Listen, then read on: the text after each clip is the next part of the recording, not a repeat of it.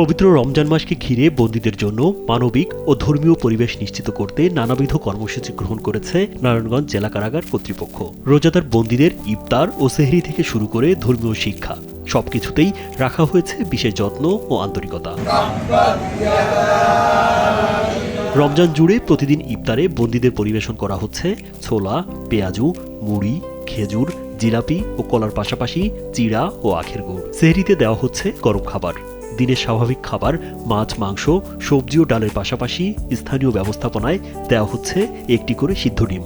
এতে রোজাদার বন্দীরা পুষ্টিকর ও তৃপ্তিকর খাবার পাচ্ছে ভোররাতে। কারাগারের খাবার দাবার ভালো স্যার, কারণ যে আইটেম গুলা দেয় এটি আমাদের বাসায় মনে করেন রেগুলার পাওয়া যায় না। খাবার দাবার দেয় হলো বিকালের ইফতারির জন্য দেয় বোড়া দেয়, কলা দেয়, চিড়া দেয় এবং গুড় দেয়, মুড়ি দেয়, বিভিন্ন আইটেম দেয় ভালোগুলা।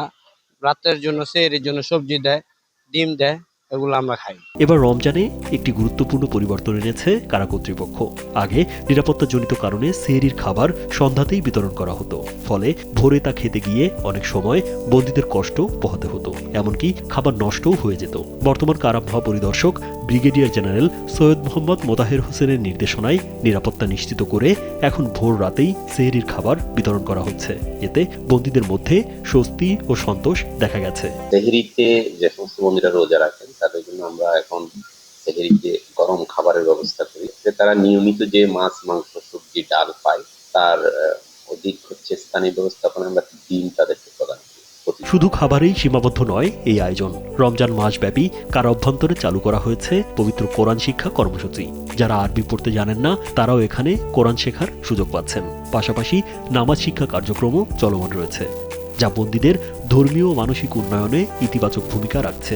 ইফতার ছাড়াও অন্যান্য মেনু যেগুলো আছে সেহরি বা আপনার রাতের খাবার, সেখানেও আমরা উন্নত এবং পর্যাপ্ত খাবার এবং সবচেয়ে বড় কথা যে ভালো মানের খাবার দেওয়ার ব্যাপারে সর্বদা সচেষ্ট আছি। আর এখানে যদি রোজা কেউ না রাখতে চায়, রোজা এখানে বাধ্যতামূলক না, তার জন্য আমাদের কারাবিধি অনুযায়ী যে 3 বেলা খাবারের মেনু সেটা আমরা জারি রেখেছি। বন্দীদের খাবার ও অন্যান্য কার্যক্রমের সার্বিক তদারকি ও পর্যবেক্ষণে রয়েছেন ঊর্ধ্বতন কারা কর্তৃপক্ষ সহ জেলা ম্যাজিস্ট্রেট, জেলা ও দায়রা জজ, সিভিল সার্জন এবং অন্যান্য কর্মকর্তারা। নিয়মিত পরিদর্শনের মাধ্যমে মান ও শৃঙ্খলা নিশ্চিত করা হচ্ছে। জেলখানা কেবলমাত্র বন্দীদের শাস্তির জন্য না, আসলে এটা তাদের একটা ভালো হয়ে ওঠার বা নিজেদেরকে সচেতনের একটা সুযোগও। তো সেটি করতে গিয়ে তাদের আমরা কিছু লজিস্টিক সাপোর্ট দিয়ে থাকি এবং কিছু কিছু ব্যবস্থাপনা আছে যেটা তাদের মধ্যে যাতে মানসিক তাদের যে বিকাশ অথবা তাদের অপরাধ প্রবণতা মন থেকে যেটা দূর করা, এই বিষয়ে কিছু কার্যক্রম এখানে আছে। রমজান মাসব্যাপী যে কাজগুলো হয়েছে এর মধ্যে অন্যতম আছে তাদেরকে মানসম্মত ইফতার পরিবেশন করা এবং ভোর রাতের যে খাবারটা সেটা যেন আমরা একেবারে টাটকা টাটকা যাতে তাদের খাওয়াতে পারি, এই চেষ্টাটা আমাদের মধ্যে আছে। একই সাথে তাদের ধর্মীয় কাজেও আমরা অনুপ্রাণিত করছি।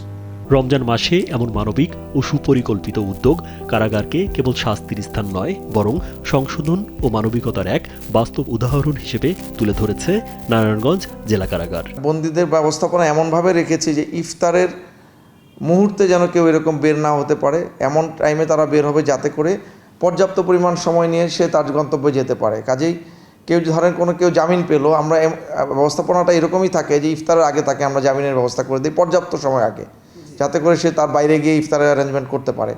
আর যদি আমাদের মনে হয় যে এই বন্দির এই মুহূর্তে মুক্তি দিলে তার জন্য একটু সমস্যা হবে, আমরা তাকে কারাগে ইফতারের ব্যবস্থা করানোর পরেই তারপরে কিন্তু আমরা তাকে মুক্তি দান করি।